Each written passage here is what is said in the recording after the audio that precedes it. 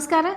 ഞാൻ doctor Nasla, CMO നാസ് clinic, Mukkam, Kozhikode. ഒരുപാട് പേരിൽ കണ്ടുവരുന്ന ഒരു പ്രശ്നമാണ് ഫാറ്റി ലിവർ ഉണ്ടാവുക, അല്ലെങ്കിൽ ഫാറ്റി ലിവർ വന്നതിന് ശേഷമുള്ള ബുദ്ധിമുട്ടുകൾ എന്നാണ്. ചില ആളുകളൊക്കെ ചോദിക്കാറുണ്ട്, നമ്മൾ ടെസ്റ്റ് ചെയ്യാതെ പെട്ടെന്ന് ഫാറ്റി ലിവർ കണ്ടുപിടിക്കാൻ പറ്റും? പ്രത്യേകിച്ച് പ്രവാസികളിലൊക്കെ ആണെങ്കിൽ ചോദിക്കാറുണ്ട്. പുറത്തുനിന്ന് ടെസ്റ്റ് ചെയ്യാൻ ബുദ്ധിമുട്ടാണ്, അപ്പോൾ അതെങ്ങനെയാണ് പെട്ടെന്ന് കണ്ടുപിടിക്കാൻ വേണ്ടിയിട്ട് എന്തെങ്കിലും മാർഗ്ഗങ്ങളുണ്ടോ എന്നുള്ളത്. പെട്ടെന്ന് നമുക്ക് കണ്ടുപിടിക്കാൻ വേണ്ടിയിട്ട് നമ്മുടെ ശരീരത്തിലുണ്ടാകുന്ന കുറച്ച് മാറ്റങ്ങളെക്കുറിച്ച് പറയാം. അത് ഉള്ളവർക്ക് എല്ലാവർക്കും ഫാറ്റി ലിവർ ഉണ്ടായിക്കൊള്ളണം എന്നല്ല, പക്ഷേ കൂടുതൽ ആളുകളിലും കണ്ടുവരുന്ന കുറച്ച് സിംറ്റങ്ങൾ, നമുക്ക് ലക്ഷണങ്ങൾ എന്തൊക്കെയാണെന്ന് നോക്കാം. അതിൽ ആദ്യത്തേന്ന് പറയുന്നത്, നമുക്ക് വയറിൽ മാത്രം ഫാറ്റ് കൂടി വരിക എന്നുള്ളത്. നമ്മുടെ ശരീരം ഒന്നും തടിക്കുന്നുണ്ടാവില്ല, പക്ഷേ വയറിൻ്റെ ഭാഗത്ത് മാത്രം അടിവയറിങ്ങനെ കൂടി വരിക എന്നുള്ളത്, നമ്മുടെ ഫാറ്റ് കൂടുതൽ വരിക എന്നുള്ളതാണ് മെയിൻ കാണുന്നത്. അതാണ് ഏറ്റവും ഇമ്പോർട്ടൻ്റ് ആയിട്ടുള്ള ഒരു ലക്ഷണം എന്ന് പറയുന്നത്.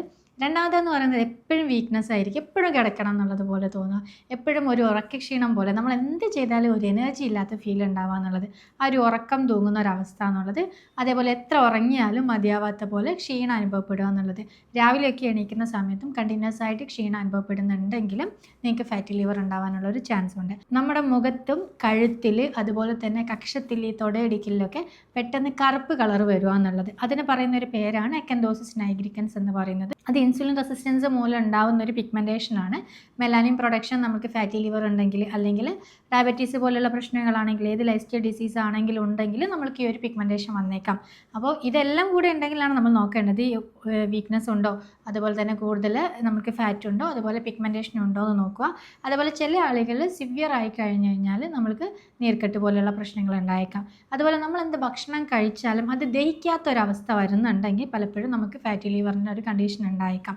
നമ്മൾ എന്തെങ്കിലും കഴിക്കുന്ന സമയത്ത് എപ്പോഴും ഒരു ബ്ലോട്ടിങ് പോലെ ഉണ്ടാവുക, നമ്മൾക്കിങ്ങനെ വയറ് വീർത്ത് വരുന്ന പോലെ, മോശം പ്രോപ്പറായിട്ട് പോവാത്തൊരവസ്ഥ ഉണ്ടാവുക, നെഞ്ചരിച്ചിൽ പോലെയുള്ള പ്രശ്നങ്ങൾ ഉണ്ടാവുക, പുളിച്ച് തികട്ടലുണ്ടാവുക, എപ്പോഴും മേലേക്ക് തികട്ടി വരുന്ന ഒരു പ്രശ്നങ്ങൾ ഉണ്ടാകുന്നുണ്ടെങ്കിലൊക്കെ നമുക്കൊരു ഫാറ്റി ലിവർ എന്ന് പറയുന്ന കണ്ടീഷൻ ഉണ്ടാവാൻ ചാൻസ് ഉണ്ട്. അതേപോലെ തന്നെ എപ്പോഴും ഒരു ഡിഫിക്കൽറ്റി, നമ്മുടെ ചെസ്റ്റിൻ്റെ ഏരിയയിൽ നിന്ന് ഒരു ഡിഫിക്കൽറ്റി ഫീൽ ചെയ്യുന്നുണ്ടെങ്കിൽ, നമുക്കൊരു കംപ്രഷൻ പോലെയൊക്കെ ഫീൽ ചെയ്യുന്നുണ്ടെങ്കിൽ ചിലപ്പോൾ ഫാറ്റി ലിവർ കൊണ്ടുള്ളതായേക്കാം. അപ്പോൾ നമ്മൾ നോക്കേണ്ടത്, ഇതെല്ലാ സിംറ്റംസും നിങ്ങൾക്കുണ്ടോ, ഈ വീക്ക്നെസ് പോലെയുള്ള പ്രശ്നങ്ങളൊക്കെ ഉണ്ടോ എന്നുള്ളത് നോക്കുകയാണെങ്കിൽ നമ്മൾക്ക് ഇങ്ങനെ കണ്ടുപിടിക്കാൻ വേണ്ടിയിട്ട് പറ്റും. അതിൻ്റെ കൂടെ നിങ്ങൾക്ക് പോസിബിൾ ആണെങ്കിൽ, ഇപ്പോൾ പ്രവാസികളല്ലാത്ത ആളുകളോ അല്ലെങ്കിൽ പുറത്ത് നമ്മൾക്ക് പെട്ടെന്ന് ടെസ്റ്റ് ചെയ്യാൻ പറ്റാത്ത ആളുകളൊക്കെ ആണെങ്കിൽ, ഈ തരത്തിലുണ്ടെങ്കിൽ നമുക്ക് ഫാറ്റി ലിവർ വരാനുള്ള ഒരു ചാൻസ് ഉണ്ടെന്ന് മനസ്സിലാക്കുക. അതുപോലെ തന്നെ അതിൽ ജീവിതശൈലിയിൽ എന്തൊക്കെ മാറ്റം വരുത്തണമെന്ന് നോക്കിയിട്ട് അത് റിവേഴ്സ് ചെയ്യാൻ ശ്രദ്ധിക്കുക എന്നുള്ളതാണ്. അതല്ല എങ്കിൽ നമുക്ക് ടെസ്റ്റ് ചെയ്യാൻ പറ്റുന്ന 1-2 ടെസ്റ്റുകൾ പറയാം. അതിലൊന്നാണ് നമ്മുടെ liver function test. Liver function ടെസ്റ്റിൽ AST എന്ന് പറയുന്ന ടെസ്റ്റ് ഉണ്ട്. അതല്ലെങ്കിൽ നമുക്ക് SGOT, SGPT എന്ന് പറയുന്ന ടെസ്റ്റ്. ഇതിൽ നമുക്ക് അറിയാൻ പറ്റുന്നത്, SGOT കൂടുതലും ഹൃദയ സംബന്ധമായിട്ടുള്ള രോഗങ്ങളുണ്ടെങ്കിലും അത് കൂടി കാണാം. SGPTയുടെ ലെവൽ കൂടുകയാണെങ്കിൽ നമുക്ക് ഫാറ്റി ലിവർ ഉണ്ടെന്ന് ഉറപ്പിക്കാം. പലപ്പോഴും SGPTയുടെ ലെവൽ നോർമൽ ആയാൽ പോലും നമ്മൾ ഒരു ഫാറ്റി ലിവർ ഫസ്റ്റ് ഗ്രേഡിലോ സെക്കൻഡ് ഗ്രേഡിലോ തിരിച്ചറിയാറില്ല. അപ്പോൾ അത് നോർമൽ ആണെങ്കിലും ചിലപ്പോൾ നമുക്ക് ഫാറ്റി ലിവർ ഉണ്ടായേക്കാം. അപ്പം നമ്മൾ ടെസ്റ്റ് ചെയ്യേണ്ട കാര്യം എന്ന് പറയുന്നത്, നമുക്ക് USG, അബ്ഡമൻ ആൻഡ് പെൽവിസ്, നമുക്കൊരു അൾട്രാസൗണ്ട് സ്കാനിങ് എടുത്ത് നോക്കിയിട്ട് ഫാറ്റി ലിവർ ഉണ്ടോ എന്നുള്ളത് അറിയാമെന്നുള്ളതാണ്. അപ്പോൾ നമ്മൾക്ക് ഇങ്ങനത്തെ സിംറ്റംസും ഒക്കെ ഉണ്ടെങ്കിൽ നമുക്കൊന്ന് പോയിട്ട് ഒരു സ്കാനിങ് എടുത്ത് നോക്കുന്നത് നല്ലതാണ്. അങ്ങനെ ഫാറ്റി ലിവർ ഉണ്ടെങ്കിൽ നമ്മുടെ ദഹന വ്യവസ്ഥയെ ബാധിക്കാനൊക്കെ നല്ല രീതിയിൽ ചാൻസ് ഉണ്ട്. അതുപോലെ തന്നെ നമുക്ക് ഇൻസുലിൻ റെസിസ്റ്റൻസ് ഉണ്ടായതുകൊണ്ട് ബാക്കിയുള്ള ലൈഫ് സ്റ്റൈൽ ഡിസീസുകളും വരാനും, നമ്മുടെ വണ്ണം കൂടാൻ വേണ്ടി, അതേപോലെ തന്നെ മറ്റു പല രോഗങ്ങളും വരാനുള്ള ഒരു ചാൻസ് ഉണ്ട്. അതുകൊണ്ട് നമ്മൾ ശ്രദ്ധിക്കേണ്ട, ലിവറിൻ്റെ ഫംഗ്ഷനെ നമ്മൾ എപ്പോഴും കൂട്ടിക്കൊണ്ടുവരണം. ഏത് തരത്തിലുള്ള ഒരു ഇമ്മ്യൂൺ റിയാക്ഷൻസിന് വേണ്ടിയിട്ടും, അതുപോലെ തന്നെ വേസ്റ്റ് പ്രോഡക്റ്റുകൾ പുറന്തള്ളാൻ വേണ്ടിയിട്ടും ലിവറാണ് ഹെൽപ്പ് ചെയ്യുന്നത്. അതുകൊണ്ട് ലിവറിന് വരുന്ന ഏതൊരു അസുഖമാണെങ്കിലും നമ്മൾ പ്രോപ്പറായിട്ട് ട്രീറ്റ് ചെയ്യേണ്ടത് അത്യാവശ്യമാണ്. അപ്പോൾ ഒന്ന് ചെയ്യേണ്ടത്, അങ്ങനെ നിങ്ങൾക്ക് ഫാറ്റി ലിവറൊക്കെ പോലെ തോന്നുന്നുണ്ടെങ്കിൽ രാവിലെ എണീറ്റ് ഉടനെ തന്നെ ഒരു ഗ്ലാസ് വെള്ളത്തിൽ കുറച്ച് മഞ്ഞൾ ചേർത്ത് കഴിക്കാൻ വേണ്ടി നോക്കുക. അതൊരു ആൻറ്റി ഓക്സിഡൻറ്റ് പ്രോപ്പർട്ടി ഉള്ളതാണ്.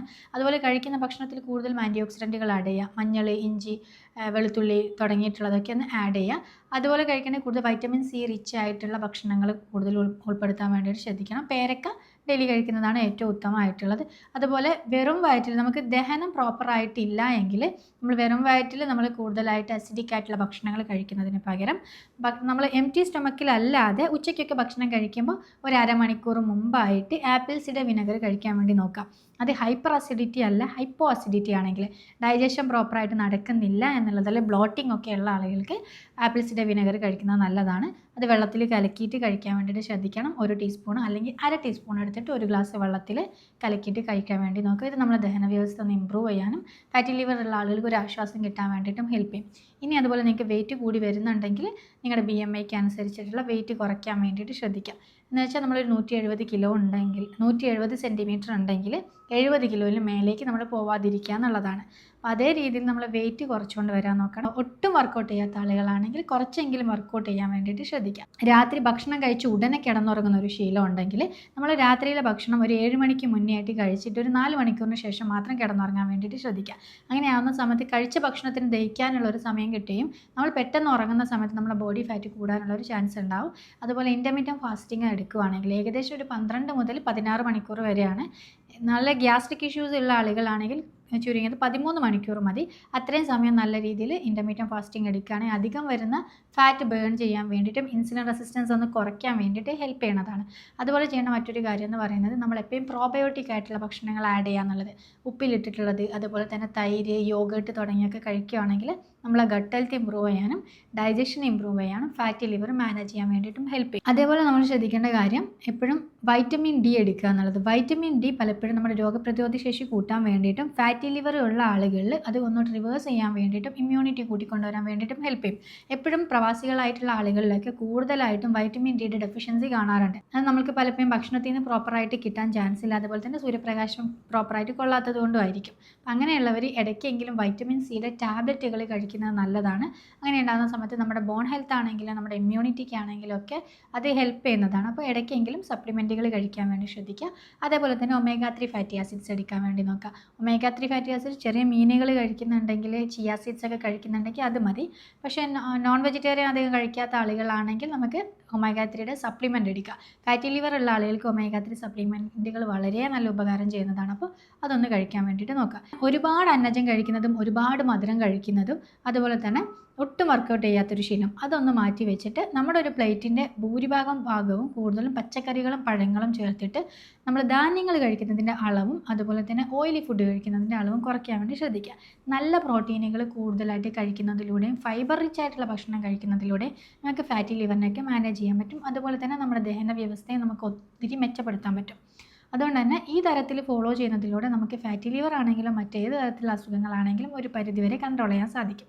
അപ്പോൾ അടുത്തൊരു വീഡിയോയിൽ പുതിയൊരു ടോപ്പിക്കുമായിട്ട് നമുക്ക് വീണ്ടും കാണാം. Thank you.